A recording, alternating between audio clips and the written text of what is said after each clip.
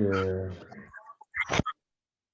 환상 수훈은 이제 마치고 이제 본격적으로 우리 교회 현재 전도서 말씀을 이어가도록 하겠습니다.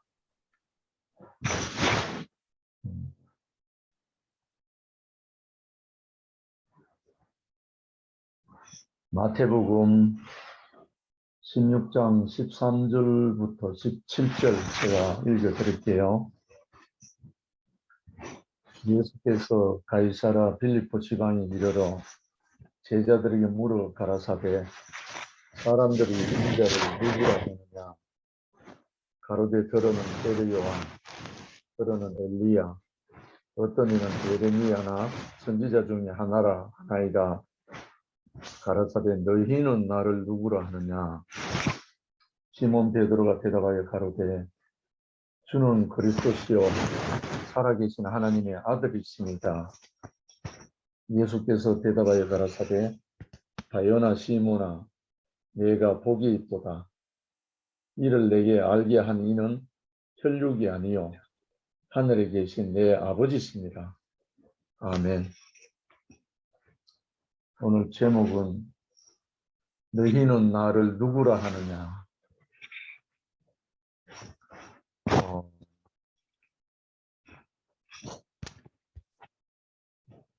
사람이 사람으로 태어나서 내가 누군지 알고 사는 사람이 그렇게 드물다고 합니다. 내가 누구냐, 너는 누구냐. 그 영원한 질문이 비록 철학자 소크라테스를 통해서 너 자신을 알라는 말이 나오기도 했지만 내가 누구인지를 모르고 일평생 살아가는 게 인류 역사라고 해도 과언이 아니죠. 그런데 예수님이 제자들에게 물었는 말씀이 오늘 이 대목입니다. 사람들이 인자를 누구라 하느냐. 먼저 이렇게 물으셨죠. 인자라는 개념은 사람의 아들인데 예수님 자신을 말하는 거죠. 자신은 늘 호칭하기를 인자라고 하셨죠. 나는 사람의 아들이다.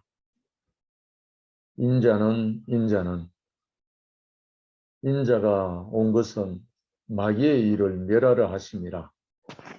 사람의 아들이 온 것은 속이는 자를 멸하려 하러 왔다. 이 말씀을 하셨죠. 근데 제자들에게 이 질문을 하니까 들어는 엘리야라 하고 어떤 이는 에레미야라 하고 어떤 이는 세례 요한이라 합니다. 그리고 또 선지자 중에 하나라고 합니다. 이렇게 이제 대답을 하니까 너희는 나를 누구라 하느냐. 이제 구체적인 질문이 나왔죠. 너희는 나를 누구라 하느냐. 여기에 대답이 영원한 우리의 대답이 될 때 우리의 인생은 시온의 대로가 펼쳐지고 모든 의문율법이 사라지게 되는 그날이. 너희는 나를 누구라 하느냐. 이것이 예수님이 제자들을 향한 요구였습니다. 그때 베드로가 주는 그리스도시요 살아계신 하나님의 아들이십니다. 주는 그리스도시요 주석자요 하나님의 아들이십니다. 이 말은 본체의 형상이십니다. 이 말이죠. 아버지를 나타내는 사람은 아들이잖아요. 아버지를 나타낼 수 있는 존재가 아들이니까 하나님을 나타낼 수 있는 사람이 하나님의 아들이잖아요. 그러니까 이 하나님의 아들이라는 의미는 어떤 능력을 행한다, 어떤 위대한 일을 한다, 그런 개념이 아니고 하나님을 나타내는 존재라는,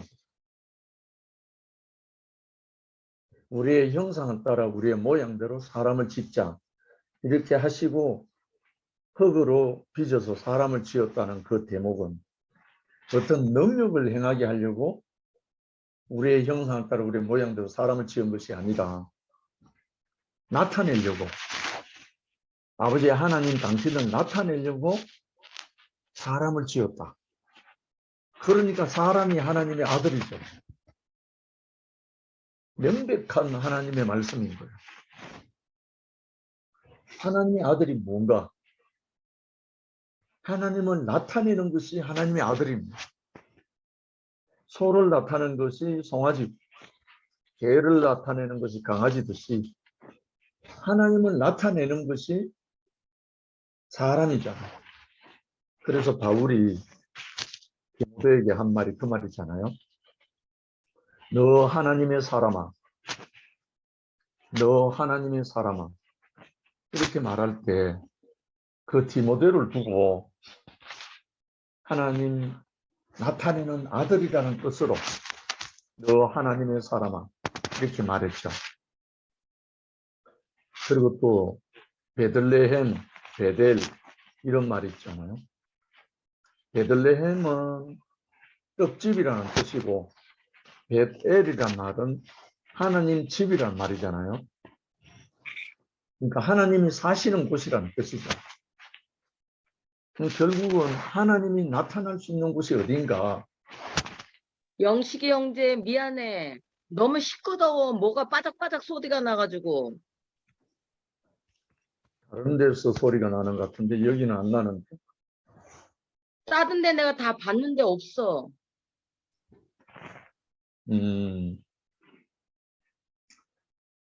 여기는 소리가 안 나요.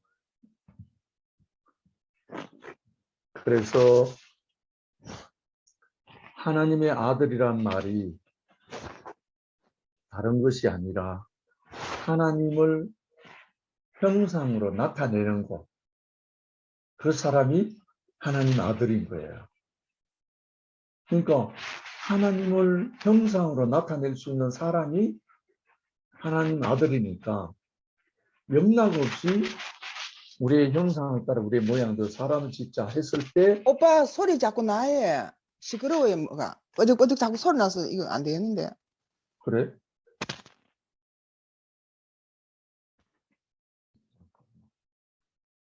다른 게 없는데.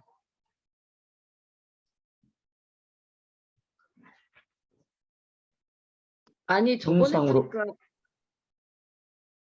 소리가 계속 나는데 저번에 보니까 옷소매에서 이렇게 움직이는 것도 다 나고 그러더라고. 저번에 금이 보니까. 그래. 응. 한번 다시 들어보세요. 그래서 이거 형상이라는 말 다시 납니까? 지금 괜찮아요. 괜찮아요. 괜찮아요? 그러면 또 소리 아무것도. 나는데 옷에서 나는 모양이다. 옷에서? 네. 옷에서 난다. 팔 네, 움직일 그러면. 때마다 안 그러면 이어폰 이거 꽂은 거 그런 것들이 움직이면 소리가 안 나. 좀. 이어폰.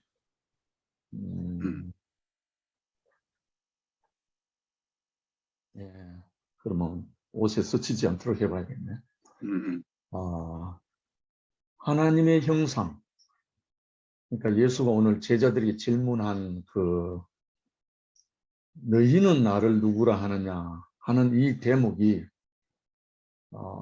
하나님이 원하는, 기다리는 답이고 예수가 기다리는 그 답이잖아요. 이것을 오늘날 우리로 적용을 하면 목사님이 우리에게 기다리는 답이라요. 그리고 어제 저녁 같으면 석정이 누님이 듣고 싶어하는 그 말이라는 거죠. 결국은 우리의 모든 정체성은 어디에 있느냐? 내가 누구냐 이거죠. 결국은 내가 누구냐를 알려고 하면 알 수 있는 길은 예수가 누구냐를 아는 길이라는 거죠. 예수를 알고 나면 그 예수 안에서 나를 발견하게 된다는 거예요. 그래서 너희는 나를 누구라 하느냐.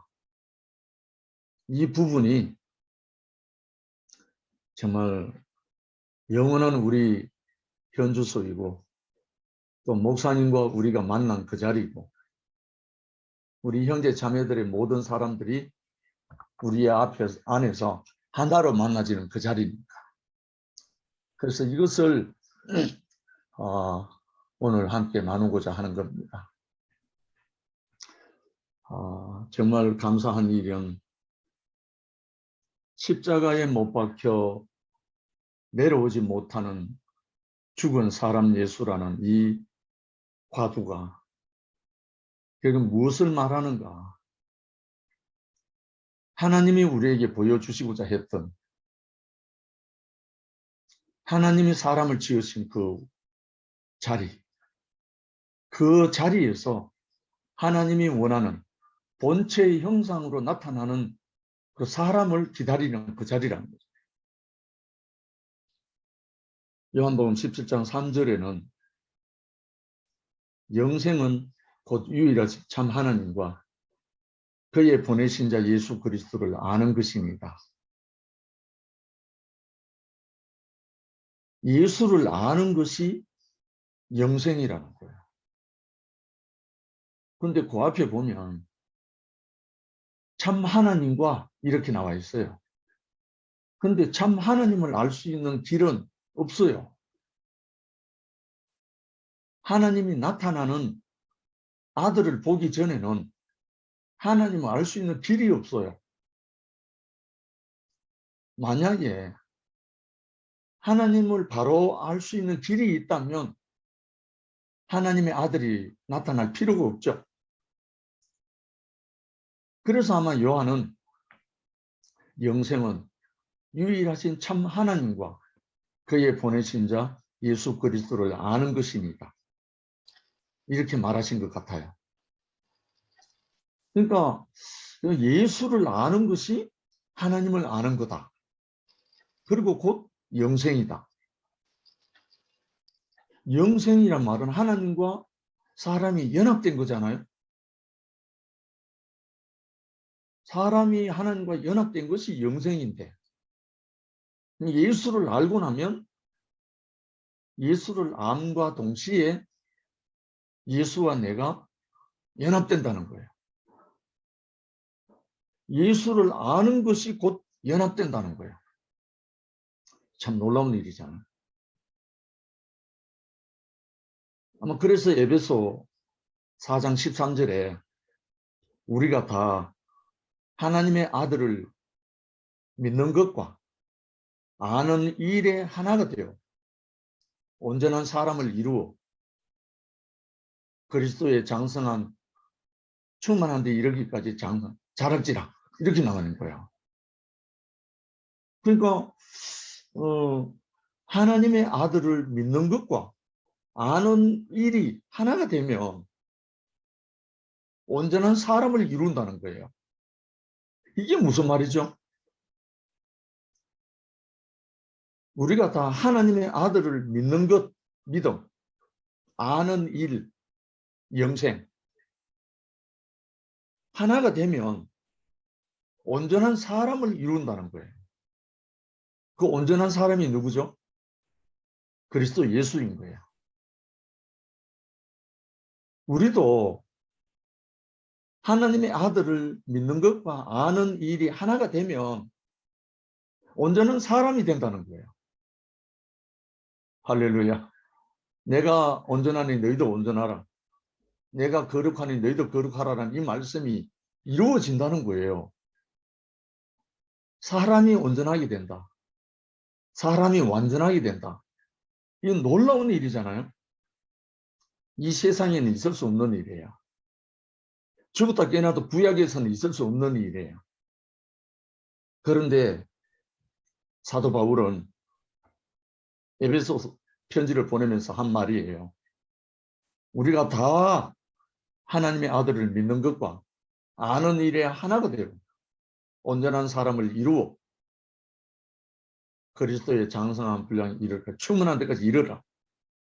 이렇게 말씀하는 거예요. 이게 현재적으로 우리 교회의 현주소입니다. 우리 교회가 이렇게 이루어지고 있는 거예요. 어제 저녁에 석정희 누님의 간증을 다 들으셨죠? 놀라운 일이잖아요. 허연 백발의 누님이 십자가에 못 박혀 내려오지 못하고 죽은 예수, 사람 예수 그 자리가 나다. 이거는 천지가 진동할 말이잖아요. 얼마나 엄청난 일인지. 놀라운 일. 결국은 예수와 내가 만날 수 있는 유일한 자리. 우리 목사님의 버전으로 십자가에 못 박혀 내려오지 못하고 죽은 사람. 예수의 그 자리가 모든 동일한 사람의 운명이라는 거예요. 십자가에 못 박혀 좌우에 강도들도 있고 예수도 못 박혔지만 모든 사람은 십자가에 못 박으면 죽을 수밖에 없는 육체라는 거죠. 사람이라는 거죠. 근데 문제는 좌우에 못 박힌 강도와 예수의 차이가 뭔가? 좌우의 강도는 죄로 인해서 못 박혔지만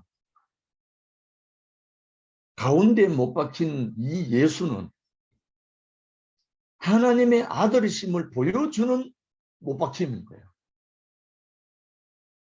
능력을 행하든 은사를 행하든 표적을 행하든 위대한 힘을 가졌던 어떤 사람이든 간에 십자가에 못 박히면 죽는다. 아멘 할 수밖에 없는 인생이다. 이것이 애시당초에 하나님이 지으신 그 사람이다. 석정희 누님이 30대의 청산과부가 됐을 때 그 남편이 죽어가는, 암으로 죽어가는 그 모습을 보고 통곡을 했던 그때의 석정희 누님과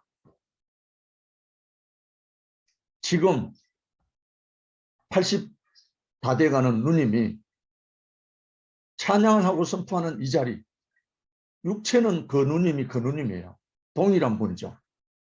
그런데 30대에 통곡하던 그 과부의 통곡과 지금 그리스도와 결혼한, 어린 양 그리스도와 결혼한 신부로 증거되는 어제의 석정희 누님과는 완전히 다른 사람이죠. 그 먼저 소천한 남편을 그 죽음에서 만났다고 하잖아요. 이 다른 말로 예수의 십자가에 못 박혀 내려오지 못하는 그 사람을 만났다고 하잖아요. 이 동일한 자리에서 만났다고 하잖아요. 이것이 우리의 위치고 오늘 예수님이 제자들에게 묻는 너희는 나를 누구라 하느냐? 주는 그리스도시요 살아계신 하나님의 아들입니다. 그리스도라는 말은 기름 부음 받은 자고 하나님의 아들이란 말은 하나님의 형상이 나타난 분입니다. 이 말이잖아. 이것이 예수에게만 국한된다면 예수는 분명히 우리에게 하나님의 아들로 오셨습니다. 사람의 아들로, 본체의 형상으로, 영광의 광채로, 다른 말로 아들로, 사람으로 오셨습니다. 비록 바다 위를 걷고 온갖 각색 병든 자들을 다 고치고 능력을 행하고 죽었던 나사로도 살리고 표면적으로는 그렇게 능력을 행한 사람처럼 보입니다. 사람이 할 수 없는 일을 행한 신과 같은 그런 분으로 보입니다. 그러나 이 예수가 우리에게 보여주는 마지막 진면목은 엘리 엘리 라마 사박다니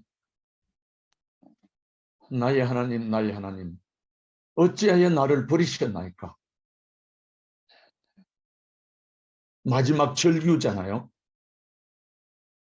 그렇게 표적을 행하고 능력을 행하고 죽었던 사람도 살리고 무리를 걷고 온갖 능력을 행했던 이 사람이 마지막에 십자가에 못 박혀서 꼼짝달싹하지 못하고 엘리 엘리 라마 사박다니 하면서 외친 그 사람이 그럼 누구란 말이냐?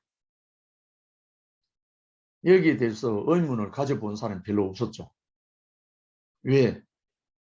모든 인류를 구속하기 위해서 대신 죽었다. 이것밖에 배운 게 없으니까. 이것밖에 모르니까. 왜 그렇게 절규했는지를 알 수가 없죠. 그런데 우리에게 너무나 다행스럽게 우리 가장 연약한 목사님을 통해 갖고 십자가에 못 박혀 내려오지 못하고 죽은 사람 예수의 자리를 발견하셔서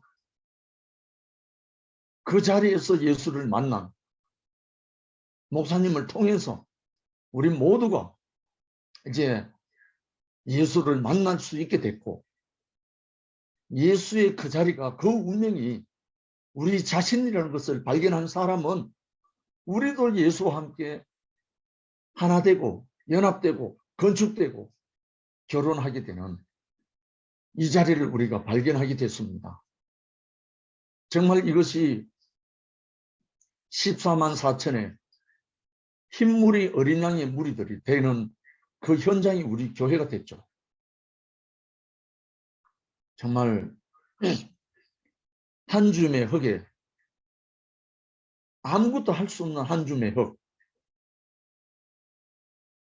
아무것도 아니고 아무것도 없고 아무것도 할 수 없는 이 한 줌의 흙에다가 생명이 있는 씨가 하나 딱 떨어지니까 엄청난 놀라운 일이 벌어지잖아요. 콩 하나를 밭에다가 심어보면 그 콩 껍질을 깨고 뿌리를 내리고 싹이 두 잎이 딱 올라올 때 정말 경이롭거든요. 어떻게 그 콩알이 아무것도 안 했는 흙에 들어갔는데 뿌리를 내리고 싹이 두 잎이 올라오면서 엄청난 줄기가 자라나서 30배, 60배, 100배가 아니라 300배, 6000배, 10만 배 막 올라오는 이 열매가 나오잖아요. 요한복음 12장 24절에 한 알이 미리 땅에 떨어져 죽으면 30배, 60배, 100배 수많은 열매를 맺는다고 하신 그 말씀이 예수님 자신의 말이잖아요. 지금까지 십자가에 못 박혀 내려오지 못하고 죽은 사람 예수가 속이는 자에 의해서 신으로 올려져 버리고 속이는 자에 의해서 능력자로 둔갑을 해버리고 속이는 자로 말미암아 온데간데 없이 하늘로 올려버리고 우리와 함께 살지 못한 그 불행한 역사가 오랜 동안 있었잖아요. 목사님 말씀으로는 6,000년 동안 가리워졌다. 이 십자가에 못 박혀 내려오지 못하는 그 한 사람을 통해 갖고 사람의 정체가 하나님이 지으신 사람의 그 정체가 온전히 이제 밝히 보여져서 우리도 예수와 함께 건축되고 연합되어져서 예수가 다시 살아난 그 자리, 제3일에 살아난 그 자리, 뭐가 살아났겠어요? 하나님이 살아났잖아요. 예수 안에서 하나님이 살아난 거예요. 예수의 육체를 통해 살리는 영이신 하나님이 살아난 거예요. 그래서 그 역할은 옥에 있는 영들에게까지 이 복음이 전해지기를 기다리는, 분명히 제3일에 예수가 살아났다고 베드로도 보고 새 여인 마리아에게도 보고 120문도 성도들에게도 보이고 마가 다락방에서도 나타나고 다 했어요. 그런데 40일 후에 감람산에서 성천하셨다고 되어 있습니다. 그런데 성천하신 분은 우리가 더 이상 육체로는 같이 있을 수가 없잖아요. 성천하신 그리스도.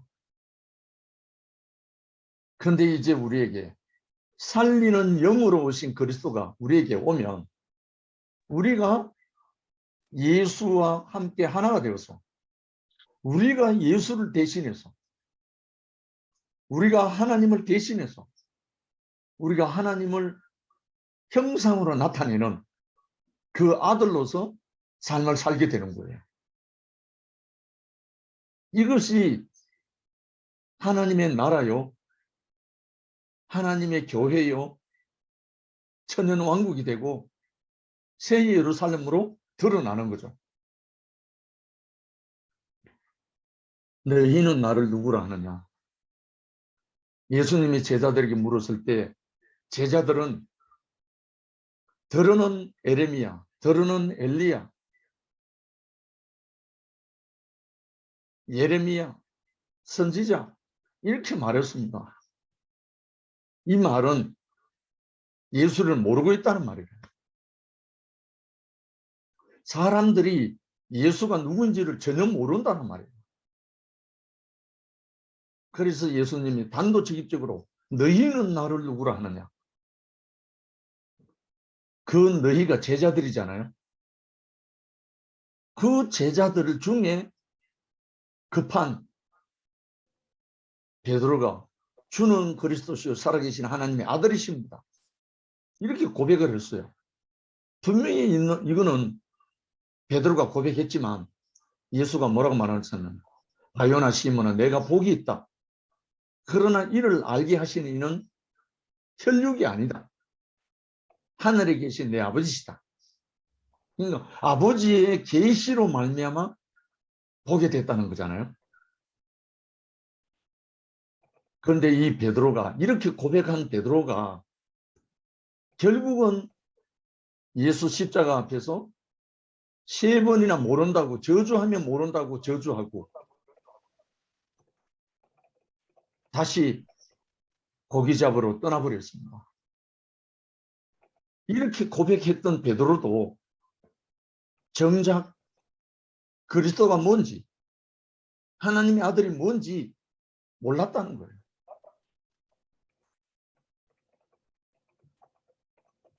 갈릴리 바닷가에 다시 찾아오신 예수를 만나기 전까지 그래도 마가의 오순절 다락방에서 만나기 전까지 이 예수가 누군지 전혀 몰랐다는 거예요.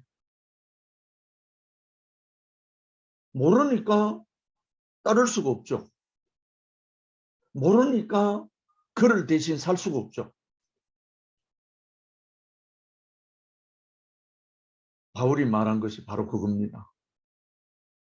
우리가 다 하나님의 아들을 믿는 것과 아는 일에 하나가 되어 온전한 사람을 이루어 그리스도의 장성한 분량이 충만한 데까지 이르리니 이 말씀이 안 되는 겁니다.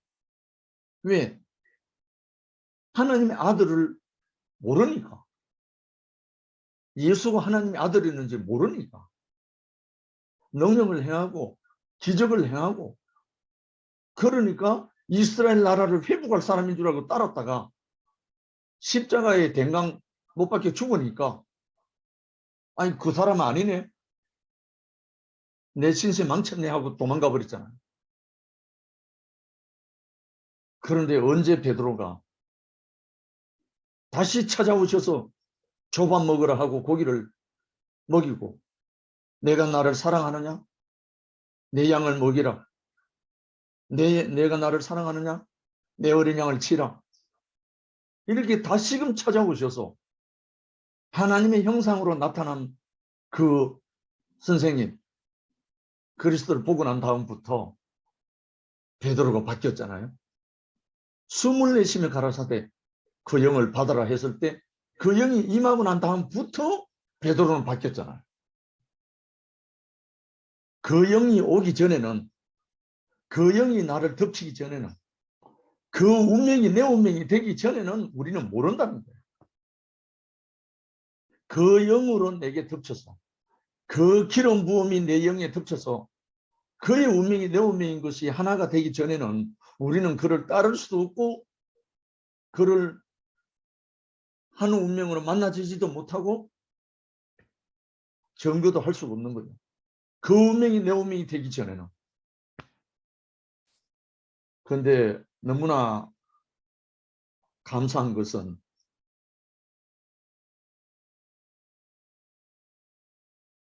비록 34년 전이지만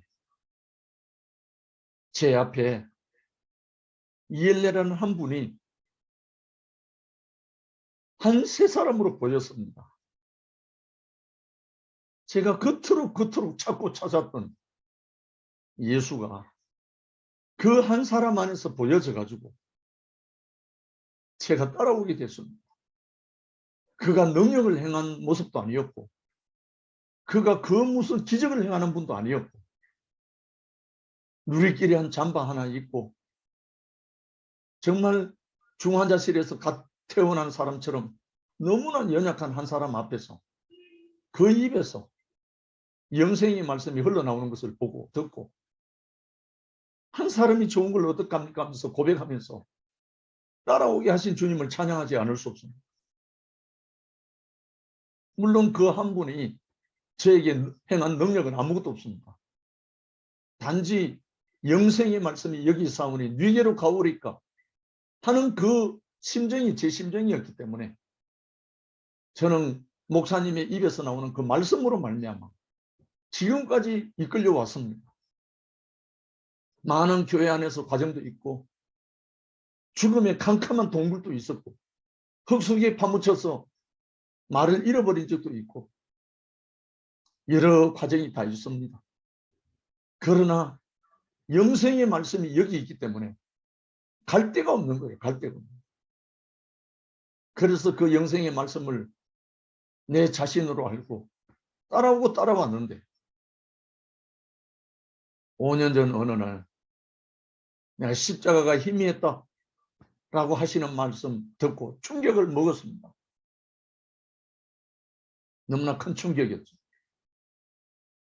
근데 가만히 돌아보니까 지금까지 십자가가 희미했다는 말은 이제는 더 밝게 보인다는 말이잖아요. 밝게 보인다는 그 말씀이 들려와가지고 전혀 다른 새로운 말씀으로 들려왔습니다. 그때부터 한 7, 8개월을 제가 고민을 했거든요. 그런데 그 말씀이 들려오고 난 다음부터 제가 성경을 다시 보게 됐습니다. 성경을 다시 보는데 십자가에 못 박혀 내려오지 못하고 죽은 사람 예수가 진실인 거예요. 진실. 히브리서 2장 보면은 그리고 9장에도 보면은 한 번 죽는 것은 사람에게 정하신 것이라. 한 번 죽는 것은 사람에게 정하신 것이라. 어느 누구라도 이 죽음을 피해갈 수 없는 거예요. 그리고 또 2장에 또 죽기를 무서워함으로 일생 종로로 간다는 거예요. 이 사람을 놓아주려고 예수가 왔다는 거예요. 십자가에 못 박혀 내려오지 못하는 죽은 사람 예수가 우리의 운명이구나. 나도 저 속에 포함되어 있구나. 나도 죽는구나. 그것이 진실로 내 운명으로 내게 보여지고 나니까 물론 제가 목사님을 만나기 전부터 육신적인 죽음에 대해서는 해방받은 사람입니다. 죽음의 사선을 연한 번 넘기고 왔기 때문에 육신적인 죽음에 대해서는 별 두려움이 없어요. 그러나 제게 아직도 이 십자가에 못 박혀 내려오지 못하고 죽은 사람 예수가 내 운명인 것을, 나인 것을 발견하지 못했었기 때문에 또 다른 더 좋은 세계가 있으리라 믿고 소망을 갖고 있었던 거예요. 그런데 목사님의 그 말씀, 십자가에 못 박혀 내려오지 못하고 죽은 사람 예수가 나다라는 그 말씀 속에서 딱 만나지고 나니까 더 이상 아무것도 두려워할 것이 없는 거예요. 왜? 그 죽음이 내 안에 있기 때문에. 나는 이미 그 죽음 안에 포함되어 있기 때문에. 살아도 주를 위하여 살고 죽어도 주를 위하여 죽을 수 있는 그 운명으로 부름을 받은 거예요. 그래서 비록 베드로는 주는 그리스도시요 살아계신 하나님의 아들입니다라고 고백했지만 아직 십자가에 못 박혀 죽임당하는 그 운명이 자기 자신이 아니기 때문에 도망갔었습니다. 그러나 다시 살아나셔서 찾아온 예수를 만난 그 후 베드로는 완전히 바뀌었습니다. 전혀 다른 사람입니다. 그래서 베드로는 이 예수를 증거하다가 죽임당한, 이어져 내려오는 전설에 의하면 거꾸로 매달려 죽은 그 사도가 됐잖아요. 결국은 사람은 한번 죽는다. 죽는데 우리의 존재 이유가 뭔가? 하나님을 나타내는 형상으로 지어졌다. 언제? 살아있는 동안 산자의 하나님이라. 아브라함의 하나님, 이삭의 하나님, 야곱의 하나님. 살아있는 자의 하나님으로 나타나기 위해서 우리의 형상을 따라 우리의 모양대로 사람을 짓자 하신 그 사람으로 지음받은 그 사람이다. 이 자리에서 명명백백하고 밝히 드러나고 나니까 더 이상 죽음에 매여 종로를 할 수가 없죠. 죽음에 매여 종로를 할 수가 없는 거예요. 산자의 하나님, 우리에게 그 기름이 부어졌고 우리에게 그 운명, 십자가에 못 박혀 내려오지 못하고 죽은 사람 예수의 운명이 바로 나라는 사실을 우리 모두 앞에 밝히 드러났기 때문에 이제 우리가 예수와 연합되고 예수와 한 몸이 되어서 이제는 입이 없는 예수를 대신해서 내가 입이 되고 발이 없는 예수를 대신해서 내가 발이 되고 몸이 없는 예수를 대신해서 내가 몸이 되어서 정인으로, 후사로, 그 아들로 우리가 사라지는 그 사람으로 우리가 살게 된 거예요. 이 목사님 정말 갔으면 벌써 갔었을 우리 목사님이 이렇게 살려주신 것을 너무나 감사하지 않을 수가 없습니다. 왜? 그때 다시 살아나시지 않으셨다면 우리에게 영원한 이 숙제, 속이는 자의 속여버린 이 예수의 운명, 우리의 운명을 누가 드러낼 수 있겠습니까? 우리의 구속자, 현재적인 구속자는 이엘레 목사님이시잖아. 이 목사님을 통해서 우리 모두가 함께 영광의 형상, 본체의 형상, 하나님을 본체라 하고 형상은 아들입니다. 그러니까 예수를 보고 말할 때 그는 본체의 형상이요 영광의 광채라 이렇게 말씀하셨잖아요. 그러니까 이제 우리가 누구냐? 우리가 본체이신 하나님의 형상인 거예요. 다른 말로 하나님을 나타내는 아들인 거예요. 그래서 예수님이 그리고 많은 구약의 선지자들을 통해서 증거한 내가 완전하니 너희도 완전하라. 내가 거룩하니 너희도 거룩하라. 이 말을 한 거예요. 이거는 구약 안에서는 율법 안에서는 죽어도 깨나도 안 됩니다.